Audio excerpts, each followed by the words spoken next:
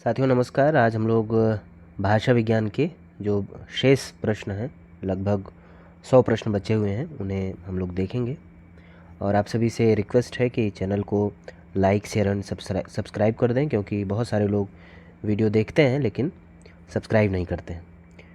तो शुरू करते हैं। आज 210 नंबर क्वेश्चन है, आधुनिक आर्य भाषाओं के वर्गीकरण के अनुसार पूर्वी समुदाय की भाषा नहीं है। ऑप्शन है उड़िया, मराठी, असमिया, बांग्ला। इसका सही उत्तर होगा मराठी। अगला प्रश्न है, विकास की दृष्टि से प्राकृत की पूर्वकालीन अवस्था का नाम है। ऑप्शन है पाली, डिंगल, अपभ्रंश, अवहट्ट। इसका सही उत्तर होगा पाली, क्योंकि प्राकृत के पहले जो भाषा थी वो थी पाली। सबसे पहले संस्कृत, उसके बाद पाली, फिर प्राकृत, फिर अपभ्रंश और उसके बाद हिंदी। तो ये भाषा का क्रम रहा है। अगला प्रश्न देखते हैं, इनमें से अपभ्रंश भाषा का काल कौन सा है। तो इसका सही उत्तर होगा 500 ईस्वी से 1000 ईस्वी तक। नेक्स्ट क्वेश्चन पर चलते हैं, जिस भाषा में अरबी, फारसी, तुर्की शब्दों का अधिक प्रयोग होता है वह कौन सी भाषा है। तो इसका सही उत्तर होगा हिंदुस्तानी। जिस भाषा में अरबी, फारसी, तुर्की शब्दों का अधिक प्रयोग होता है वह हिंदुस्तानी है। अगला प्रश्न है, झांसी, जालौन, हमीरपुर में कौन सी बोली प्रचलित है। तो झांसी, जालौन, हमीरपुर में बुंदेली बोली प्रचलित है। अगला प्रश्न है, भोजपुरी बोली की उत्पत्ति हुई है। ऑप्शन है अर्ध मागधी अपभ्रंश, मागधी अपभ्रंश से, शौरसेनी अपभ्रंश से, ब्राचड़ अपभ्रंश से। तो इसका सही उत्तर होगा मागधी अपभ्रंश, क्योंकि अर्ध मागधी अपभ्रंश से अवधी, बघेली और छत्तीसगढ़ी की उत्पत्ति हुई है। मागधी अपभ्रंश से मैथिली, मगही, भोजपुरी की। शौरसेनी अपभ्रंश से ब्रजभाषा, खड़ी बोली, राजस्थानी, बुंदेली, कन्नौजी, हरियाणवी और ब्राचड़ से सिंधी, जबकि पैशाची से लहंदा और पंजाबी। मगही किस उपभाषा की बोली है। मगही बिहारी उपभाषा की बोली है, बिहारी हिंदी के अंतर्गत आता है, क्योंकि बिहारी हिंदी में न सिर्फ मगही बल्कि मैथिली और भोजपुरी भाषा भी आती। जैसे राजस्थानी के अंतर्गत जयपुरी, मेवाती, मालवी और मारवाड़ी। पश्चिमी हिंदी के अंतर्गत ब्रजभाषा, खड़ी बोली आदि। पूर्वी हिंदी के अंतर्गत अवधी, बघेली और छत्तीसगढ़ी। अगला प्रश्न है, एकाक्षरी भाषा परिवार से तात्पर्य है। तो इसमें जो ऑप्शंस दिए गए हैं, ऑप्शन ए है सेमेटिक हेमेटिक परिवार, ऑप्शन बी है चीनी भाषा परिवार, ऑप्शन सी है कॉकेशियन परिवार, ऑप्शन डी है ऑस्ट्रो एशियाटिक परिवार। इसका सही उत्तर होगा चीनी भाषा परिवार। अगला प्रश्न है, आधुनिक भाषा विज्ञान का जनक कौन है। ऑप्शन है ब्लूमफील्ड, जेस्पर्सन, सोस्यूर, ग्लीसन। तो इसका सही उत्तर होगा सोस्यूर, क्योंकि सोस्यूर की जो सबसे प्रसिद्ध जो उनकी पुस्तक है वह है कोर्स इन जनरल लिंग्विस्टिक। अगला प्रश्न है, निम्नलिखित आधुनिक भाषाओं में से किसका संबंध अपभ्रंश की पैशाची बोली से है। तो इसका सही उत्तर होगा पंजाबी। गैल, भैल आदि किस बोली की किस तरह की क्रियाएं हैं। ऑप्शन है भोजपुरी भूतकालिक, अवधी वर्तमानकालिक, ब्रजभाषा भूतकालिक, बुंदेली भविष्यकालिक। तो यह भोजपुरी बोली की भूतकालिक क्रियाएं हैं। अगला प्रश्न है, निम्नलिखित में से असत्य कथन चुनिए।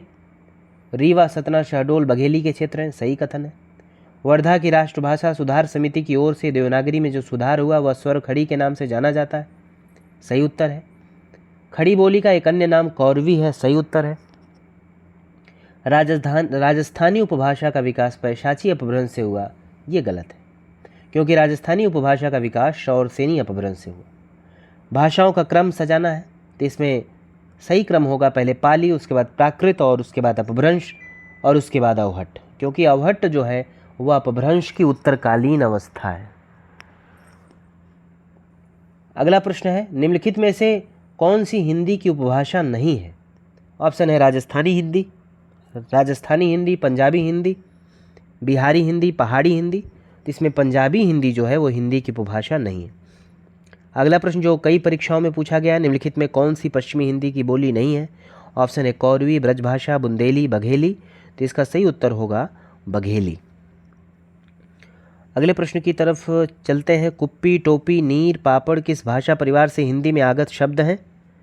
तो ये द्रविड़ भाषा परिवार से हिंदी में आगत शब्द हैं। इस भाषा परिवार के अंतर्गत तमिल, तेलुगु, कन्नड़ और मलयालम आदि भाषाएं आती हैं। इनमें से तमिल सबसे पुरानी है और उसे शास्त्रीय भाषा माना जाता है। राष्ट्रभाषा प्रचार समिति वर्धा के संस्थापक थे। ऑप्शन है सरदार वल्लभ भाई पटेल, महात्मा गांधी, पंडित जवाहरलाल नेहरू, सी गोपालाचारी, तो इसका सही उत्तर होगा महात्मा गांधी।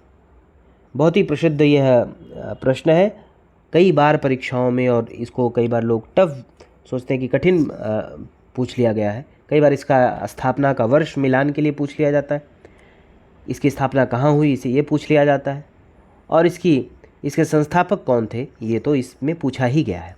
तो राष्ट्रभाषा प्रचार समिति वर्धा के संस्थापक महात्मा गांधी थे। सन 1936 ईस्वी में इसकी स्थापना हुई। हिंदी को राष्ट्रभाषा के रूप में स्थापित करना तथा देश विदेश में हिंदी का प्रचार प्रसार करना ही इस संस्था का प्रमुख उद्देश्य था। हिंदी भाषा डॉट डॉट लिपि में लिखी जाती है। ऑप्शन है देवनागरी, देवागिरी, देवगिरी, तो सही उत्तर है देवनागरी। हिंदी भाषा देवनागरी लिपि में लिखी जाती है। ब्राह्मी की उत्तरी शैली से 4 से 5वीं सदी में गुप्त लिपि तथा 6वीं सदी में कुटिल लिपि विकसित हुई। इसी कुटिल लिपि से 9वीं सदी के लगभग नागरी के प्राचीन रूप का विकास हुआ, जिसे प्राचीन नागरी कहते हैं। देवनागरी लिपि अक्षरिक है। देवनागरी की वर्णमाला का वर्णक्रम वैज्ञानिक है।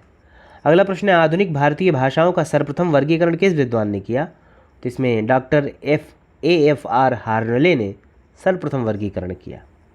अगला प्रश्न देखते हैं, मध्यकाल में फारसी यानी अरबी, तुर्की, पश्तो से कौन सी ध्वनियाँ हिंदी में आ मिली? तो क, ख, ग, ज, फ ये ध्वनियाँ हिंदी में आकर मिली। अगला प्रश्न है, नीचे भाषा की 4 विशेषताएं दी गई, इनमें से जो गलत विशेषता उसे चुनिए। भाषा परिवर्तनशील होती है, सही बात है।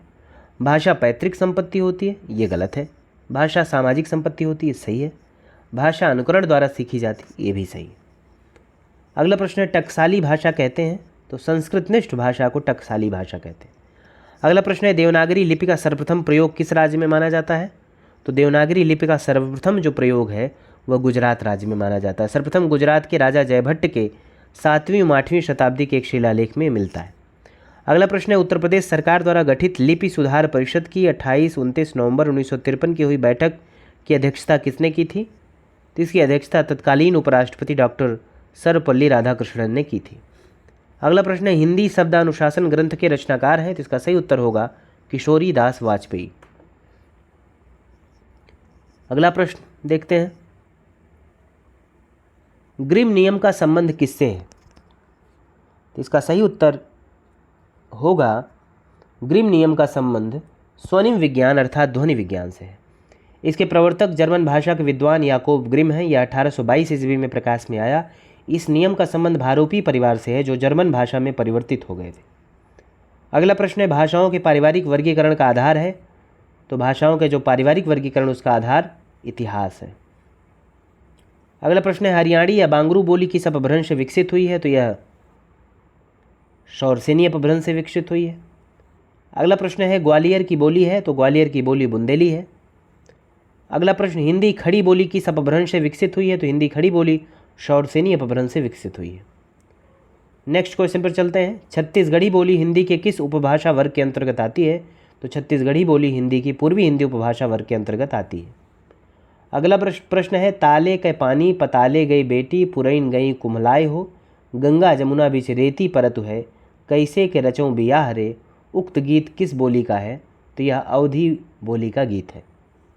अवधी का विकास जो है वह अर्धमागधी अपभ्रंश से हुआ है। यह पूर्वी हिंदी के अंतर्गत आती है। पूर्वी हिंदी के अंतर्गत 3 बोलियां हैं, अवधी, बघेली और छत्तीसगढ़ी। अगला प्रश्न है, हिंदी का पाणिनि किसे कहा जाता है? ऑप्शन है कामता प्रसाद गुरु, रामचंद्र वर्मा, भोलानाथ तिवारी, किशोरीदास वाजपेयी। इसका सही उत्तर है कामता प्रसाद गुरु। अगला प्रश्न देखते हैं, निम्नलिखित में से भाषा की प्रमुख प्रकृति कौन सी है? ऑप्शन है सरलता से क्लिष्टता की ओर, जटिलता से सरलता की ओर, भावों से विचारों की ओर, विचारों से भावों की ओर। तो इसका सही उत्तर होगा ऑप्शन बी, यानी जटिलता से सरलता की ओर। प्रत्येक भाषा का प्रमुख लक्षण यह है कि भाषा सदैव कठिनता से सरलता एवं स्थूलता से सूक्ष्मता की ओर प्रवाहित होती है। भाषा भावों तथा विचारों की वाहिका होती है। अपने इसी गुण के कारण उसका निरंतर विस्तार एवं विकास होता है। अंगिका किस राज्य की बोली है? तो अंगिका बिहार राज्य की बोली है। बिहार प्रांत में भागलपुर के निकटवर्ती प्रदेश का नाम अंग था, जिसकी राजधानी चंपा थी, जिसका आधुनिक नाम चंपारण है, तथा यहाँ पर बोली जाने वाली बोली का नाम अंगिका है। अगला प्रश्न है, त्रिलोचन शास्त्री की कविताएं हिंदी के अतिरिक्त किस अन्य उपभाषा में है? ऑप्शन है ब्रज, मैथिली, अवधी, भोजपुरी। तो इसका सही उत्तर होगा अवधी में, क्योंकि त्रिलोचन जो है वह अवध क्षेत्र के रहने वाले थे और उन्होंने अवधी भाषा में कविताएं लिखी हैं। अगला प्रश्न है, किस विद्वान ने देवनागरी लिपि के स्थान पर रोमन लिपि स्वीकार करने का सुझाव दिया था? सुनीति कुमार चटर्जी ने रोमन लिपि स्वीकार करने का सुझाव दिया था। रोमन लिपि वर्णनात्मक होने के कारण संसार की श्रेष्ठतम लिपियों में गिनी जाती है। उकार बहुला बोली मानी जाती है। ऑप्शन है अवधी, भोजपुरी, बघेली, छत्तीसगढ़ी। तो छत्तीसगढ़ी जो बोली है उसे उकार बहुला माना जाता है। अगला प्रश्न है, पाली भाषा की समय सीमा मानी जाती है? तो 500 ईस्वी पूर्व से प्रथम शताब्दी ईस्वी तक इसका समय माना जाता है। अगला प्रश्न है, निम्नांकित में से कौन विशेषता देवनागरी में नहीं है? तो विकास की दृष्टि से यह लिपि ब्राह्मी एवं खरोष्ठी के समकालीन यह विशेषता नहीं। अन्य जो 3 ऑप्शन है वो विशेषताएं हैं, जैसे इसमें जैसा उच्चारण होता है वैसा लिखा जाता है, ठीक बात है। इसमें एक ध्वनि के लिए एक ही प्रतीक है, ये भी सही है। इसमें शिरोरेखा का प्रयोग महत्वपूर्ण है, ये भी सही है। अगले प्रश्न की तरफ बढ़ते हैं। ओ औ किस प्रकार के वर्ण हैं? ये कंठोष्ठ वर्ण हैं, जैसे कंठ से आ, तालव्य से ई, ओष्ठ से उ और कंठ तालव्य से ए। अगला प्रश्न है, हिंदी भाषा की उत्पत्ति हुई है? ऑप्शन है वैदिक संस्कृत, लौकिक संस्कृत, शौरसेनी अपभ्रंश, प्राकृत। सही उत्तर होगा शौरसेनी अपभ्रंश। अगला प्रश्न है, देवनागरी लिपि में स्वर वर्णों की संख्या है? तो देवनागरी लिपि में वर्णमाला में कुल 52 ध्वनियाँ हैं, किंतु स्वर वर्णों की संख्या 11 है तथा व्यंजन वर्णों की संख्या 33 स्वीकार की जाती है। 3 संयुक्त व्यंजन हैं, 2 अयोग वा तथा 2 द्विगुण व्यंजन हैं। इनमें से कौन सी राजस्थान की बोली नहीं है?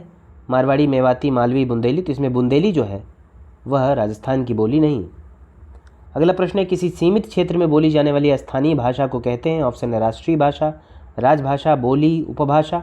क्या बोलेंगे जो बहुत सीमित क्षेत्र में बोली जाएगी? तो सीमित क्षेत्र में बोली जाने वाली स्थानीय भाषा को बोली कहते हैं, जैसे अवधी है, ब्रज भाषा, मगही है, बुंदेली है। राष्ट्रीय भाषा किसी राष्ट्र की भाषा होती है, जबकि राजभाषा सरकार तथा सरकारी कार्यालयों में प्रयोग की जाने वाली भाषा होती है।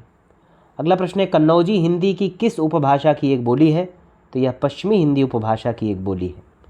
इनमें से कौन सी बोली पश्चिमी हिंदी के अंतर्गत नहीं आती है? ऑप्शन है खड़ी बोली, ब्रजभाषा, कन्नौजी, अवधी। तो अवधी जो है वो पश्चिमी हिंदी के अंतर्गत नहीं आती, बल्कि पूर्वी हिंदी के अंतर्गत आती है। लिखित भाषा में विचारों को कैसे व्यक्त करते हैं? लिखित भाषा में विचारों को लिख कर व्यक्त करते हैं। अगला प्रश्न है, कौन सी पश्चिमी हिंदी की बोली नहीं है? ऑप्शन है ब्रज, बांगरू, कन्नौजी, डोगरी। डोगरी पश्चिमी हिंदी की बोली नहीं है। पश्चिमी हिंदी की बोलियाँ हैं खड़ी बोली, बांगरू, ब्रज, बुंदेली, कन्नौजी। मालवी किस उपभाषा की बोली है? ऑप्शन है पहाड़ी हिंदी, पश्चिमी हिंदी, राजस्थानी, बिहारी हिंदी। तो मालवी जो है वह राजस्थानी उपभाषा की बोली है। अगला प्रश्न है, रामपुर, मुरादाबाद, बिजनौर, मेरठ, देहरादून और सहारनपुर की बोली है? ऑप्शन है गढ़वाली, छत्तीसगढ़ी, खड़ी बोली, बांगरू। सही उत्तर है खड़ी बोली। अगला प्रश्न है, बिहारी हिंदी का विकास किस प्राकृत या अपभ्रंश से माना गया है? तो बिहारी हिंदी का जो विकास है उसे मागधी अपभ्रंश से माना गया है। हिंदी की कितनी उपभाषाएं मानी गई हैं? हिंदी की 5 उपभाषाएं मानी गई हैं। पहला है पश्चिमी हिंदी, जिससे खड़ी बोली, हरियाणवी, ब्रजभाषा, बुंदेली, कन्नौजी निकलती हैं। राजस्थानी हिंदी, जिसमें मारवाड़ी, जयपुरी, मेवाती और मालवी शामिल है। पूर्वी हिंदी, जिसमें अवधी, बघेली, छत्तीसगढ़ी सम्मिलित है। बिहारी हिंदी, जिसमें भोजपुरी, मगही और मैथिली है। जबकि पहाड़ी हिंदी, जिसमें कुमाऊनी और गढ़वाली है। अगला प्रश्न है, भाषा विज्ञान की दृष्टि में प्रयत्न लाघव का अर्थ है? प्रयत्न लाघव का अर्थ है उच्चारण की सुविधा। अगला प्रश्न है, आधुनिक भारतीय आर्य भाषाओं के उदय के पूर्व आर्य भाषा का कौन सा रूप विद्यमान था? तो इसका सही उत्तर होगा अपभ्रंश। आधुनिक भारतीय आर्य भाषा के उदय के पूर्व आर्य भाषा का अपभ्रंश रूप विद्यमान था। अगले प्रश्न की तरफ बढ़ते हैं। मुस्लिम शासकों के समय भारत में न्यायालयों की भाषा कौन सी थी? तो इसका सही उत्तर होगा अरबी फारसी। अगला प्रश्न है, भारत की संपर्क भाषा कौन सी है? तो भारत की संपर्क भाषा हिंदी है, जबकि विश्व की संपर्क भाषा अंग्रेजी। निम्नलिखित में कौन भाषा वैज्ञानिक नहीं है? ऑप्शन है सुनीति कुमार चटर्जी, धीरेन्द्र वर्मा, भोलानाथ तिवारी, जयशंकर प्रसाद। तो जयशंकर प्रसाद भाषा वैज्ञानिक नहीं है, वे हिंदी के प्रसिद्ध कवि और नाटककार हैं, कहानीकार हैं, वे भाषा वैज्ञानिक नहीं। अगला प्रश्न है, भाषा की लघुतम, स्वतंत्र एवं सार्थक इकाई को क्या कहते हैं? तो भाषा की लघुतम, स्वतंत्र एवं सार्थक इकाई को शब्द कहते हैं, जबकि उच्चारण की दृष्टि से भाषा की लघुतम स्वतंत्र इकाई को ध्वनि कहते हैं। अगला प्रश्न है, हिंदी में अधिकांश शब्द किस भाषा से आए हैं? तो हिंदी में अधिकांश शब्द संस्कृत भाषा से आए हैं, जिसे हम तत्सम शब्द कहते हैं, जबकि फारसी, अंग्रेजी, उर्दू विदेशी भाषा के अंतर्गत आते हैं। अगला प्रश्न है, खड़ी बोली व ब्रज भाषा किस उपभाषा के अंतर्गत आती है? पूर्वी हिंदी राजस्थानी, पश्चिमी हिंदी पहाड़ी, तो ये सब पश्चिमी हिंदी के अंतर्गत आती है, क्योंकि पश्चिमी हिंदी के अंतर्गत न सिर्फ खड़ी बोली बल्कि बांगरू, ब्रजभाषा, बुंदेली, कन्नौजी आदि बोलियां आती हैं। वहीं पूर्वी हिंदी के अंतर्गत अवधी, बघेली तथा छत्तीसगढ़ी, जबकि राजस्थानी के अंतर्गत मारवाड़ी, जयपुरी, मेवाती और मालवी, और पहाड़ी के अंतर्गत कुमाऊनी तथा गढ़वाली। अगला प्रश्न है, दिल्ली व मेरठ के आसपास की बोली का क्या नाम है? तो दिल्ली व मेरठ के आसपास की बोली का नाम खड़ी बोली है। खड़ी बोली का एक अन्य नाम है कौरवी। इसका क्षेत्र देहरादून, सहारनपुर, मुजफ्फरनगर, मेरठ, बिजनौर, रामपुर है। ज्ञान विज्ञान के तत्वों को व्यक्त करने वाली विशेष शब्दावली को क्या कहते हैं? तो इसे पारिभाषिक शब्दावली कहते हैं। अगला प्रश्न है, पारिभाषिक शब्दावली किसके लिए है? तो यह ज्ञान की किसी एक शाखा के जिज्ञासु के लिए है। जैसे भूगोल के लिए अलग, चिकित्सा की, वाणिज्य की, सबकी अलग अलग पारिभाषिक शब्दावलियाँ होती हैं। अगला है, पारिभाषिक शब्दावली का निर्धारण कौन करता है? तो इसका निर्धारण भाषा वैज्ञानिक करते हैं। अगला प्रश्न है, वैज्ञानिक शैली का तात्पर्य किस शैली से है? तो वैज्ञानिक शैली का तात्पर्य वस्तुनिष्ठ शैली से है। निम्नलिखित में जो कथन उचित नहीं उसे छांटिए। एक भाषा में प्रकट किए गए भावों व विचारों को दूसरी भाषा में प्रकट करना अनुवाद कहलाता है। अनुवादक के लिए केवल किसी एक भाषा का ज्ञान पर्याप्त है? तो जाहिर सी बात है ये पर्याप्त नहीं है, क्योंकि अनुवादक के लिए आवश्यक है कि उसे स्रोत भाषा और लक्ष्य भाषा दोनों भाषाओं का बहुत ही अच्छा ज्ञान होना चाहिए। अगला ऑप्शन है, जिस भाषा से अनुवाद किया जाता है उसे स्रोत भाषा, जिस भाषा में अनुवाद किया जाए उसे लक्ष्य भाषा कहते हैं। सही बात है। अगला प्रश्न है, अनुवाद शब्द अंग्रेजी के ट्रांसलेशन का पर्याय है? तो ये भी सही है। सिर्फ बी ऑप्शन गलत है, जहाँ पे कहा गया कि अनुवादक के लिए केवल एक भाषा का ज्ञान पर्याप्त है, ये गलत है। अगला प्रश्न है, इनमें से कौन सा गुण अथवा दोष समालोचक में नहीं होना चाहिए? तो समालोचक में ईर्ष्या भावना नहीं होनी चाहिए। उसे आलोच्य विषय का सम्यक ज्ञान हो, निष्पक्षता हो, सहृदयता हो, ये चीज़ें हों, लेकिन ईर्ष्या भावना ना हो, यानी ईर्ष्या के वश में आकर वह रचना को न आके। अगला प्रश्न है, आप किस कथन को असंगत मानते हैं? ऑप्शन है, एक भाषा के साहित्य को विश्व के दूसरे क्षेत्रों में पहुंचाने में अनुवाद पुल का कार्य करता है। ऑप्शन बी है, अनुवाद के माध्यम से संसार का समस्त ज्ञान और साहित्य हमारे पास आ जाता है। ऑप्शन सी, अनुवाद में अनु का अर्थ है पहले लिखना, वाद का अर्थ है उसे पुनः बाद में लिख देना। अगला प्रश्न है, अगला ऑप्शन है, एक भाषा में व्यक्त भावों व विचारों को दूसरी भाषा में रूपांतरित करना अनुवाद है। इसमें ऑप्शन सी गलत है। जहाँ अनुवाद में अनु का अर्थ है पहले लिखना, वाद का अर्थ है उसे पुनः बाद में लिखना, असंगत है।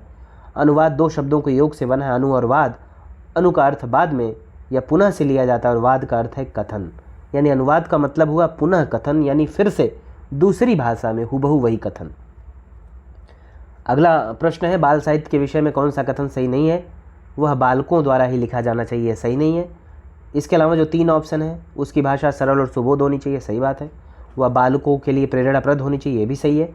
वह मनोरंजक और रोचक होना चाहिए, ये भी सही। खसखुरा या गुरखाली भाषा है? ऑप्शन है, नेपाल की राजभाषा, गढ़वाल की लोक भाषा, कुमाऊँ की साहित्यिक भाषा, इनमें से कोई नहीं। तो खसखुरा या गुरखाली भाषा नेपाल की राजभाषा है। अगला प्रश्न, इनमें कौन सी ध्वनि अवधि में नहीं है? तो अवधि में ड की ध्वनि नहीं है। अगला प्रश्न है, कोई भी बोली या भाषा मानकता प्राप्त करने पर हो जाती है? तो कोई भी बोली या भाषा मानकता प्राप्त करने पर सरल हो जाती है। अगला प्रश्न है, न्यायालयी भाषा में शब्द और उसके अर्थ में रहती है डॉट डॉट? तो निश्चितता रहती है।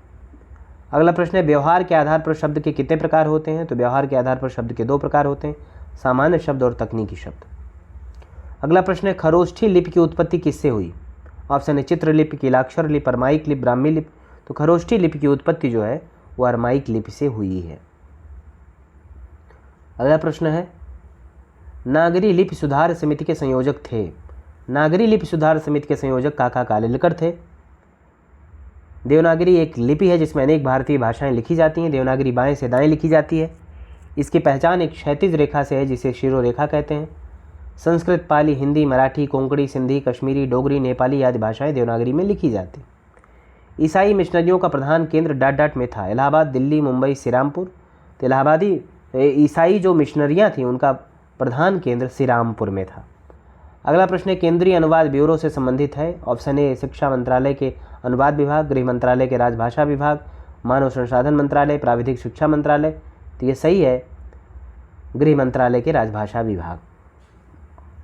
अगला प्रश्न, इनमें कौन सा गलत है? इसमें बी ऑप्शन, जो रूप रचना की दृष्टि से बोली पूर्णतः विकसित होती है, गलत है। अगला प्रश्न है, प्रयोजन मूलक भाषा का प्रमुख संबंध डॉट डॉट है?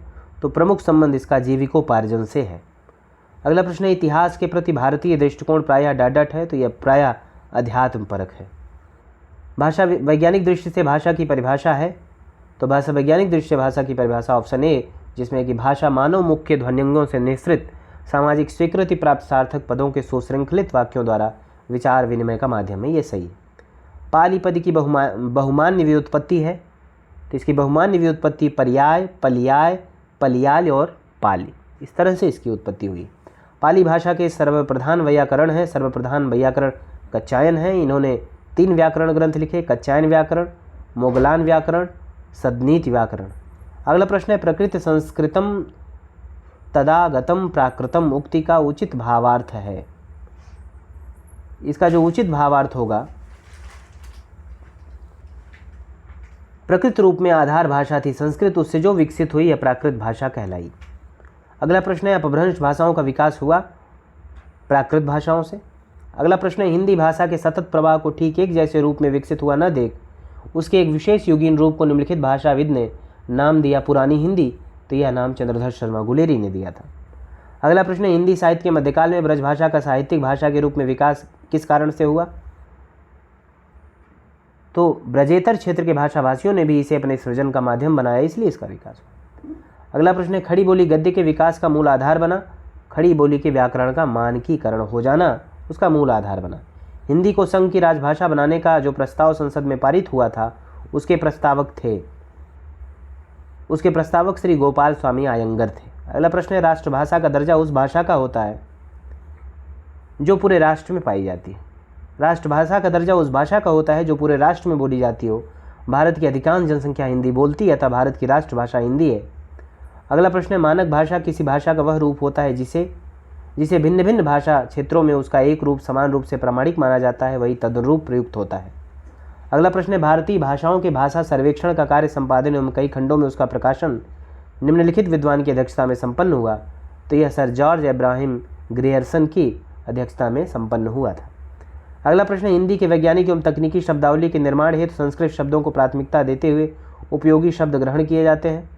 हिंदी भाषा से, मराठी भाषा से, बांग्ला भाषा से, सभी मान्यता प्राप्त भारतीय भाषाओं से, तो इसका सही उत्तर होगा ऑप्शन डी। हिंदी के वैज्ञानिक एवं तकनीकी शब्दावली के निर्माण हेतु संस्कृत शब्दों को प्राथमिकता देते हुए उपयोगी शब्द सभी मान्यता प्राप्त भारतीय भाषाओं से ग्रहण किए जाते हैं, किसी एक भाषा से नहीं बल्कि सभी भारतीय भाषाओं से। अगला प्रश्न है कुमायूनी भाषाभाषी क्षेत्र है, तो इसका क्षेत्र रानीखेत और नैनीताल है। अगला प्रश्न है भोजपुरी भाषा अपने व्याकरणिक ढांचा में इस भाषा से काफ़ी समानता रखती है, तो यह अपने व्याकरणिक ढांचे में बांग्ला भाषा से समानता रखती है। अगला प्रश्न है खड़ी बोली के परिनिष्ठित रूप का विशिष्ट भाषाभाषी क्षेत्र है, इसका विशिष्ट क्षेत्र है मेरठ, बुलंदशहर और खुर्जा। अगला प्रश्न है ब्रजभाषा का आधार भाषा रही है, तो ब्रजभाषा का आधार जो है शौरसेनी अपभ्रंश रही है। अवधी भाषा की शब्दावली है तत्सम बहुला, देशज बहुला, तद्भव बहुला, विदेशी शब्द बहुला, तो जो अवधी भाषा है वह तद्भव बहुला है। अवधी हिंदी क्षेत्र की एक उपभाषा है, यह उत्तर प्रदेश में अवध क्षेत्र यानी लखनऊ में, रायबरेली में, सुल्तानपुर, बाराबंकी, उन्नाव, हरदोई, सीतापुर, लखीमपुर, फैजाबाद, प्रतापगढ़ तथा फतेहपुर, मिर्ज़ापुर, जौनपुर आदि कुछ अन्य जिलों में बोली जाती है। अगला प्रश्न है वाक्य संगठन की दृष्टि से हिंदी भाषा, तो वाक्य संगठन की दृष्टि से हिंदी भाषा संस्कृत भाषा की भांति योगात्मक, सविभक्तिक तथा स्थानीयता के आग्रह से मुक्त है। अगला प्रश्न अनेक संशोधन कमीशनों के प्रयासों के बावजूद देवनागरी लिपि परिपूर्णता नहीं पा सकी अपनी मूल प्रकृति के आक्षरिक होने के कारण, इसका सही उत्तर होगा आक्षरिक होने के कारण। लिपियों का जो सही विकास क्रम है तो वह है पहले चित्रलिपि, फिर सूत्र लिपि, उसके पश्चात प्रतीकात्मक लिपि, फिर भावमूलक लिपि और ध्वनिमूलक लिपि। किस बोली में नंद और नंद के स्थान पर अन्न और न हो जाता है, तो यह भोजपुरी में हो जाता है।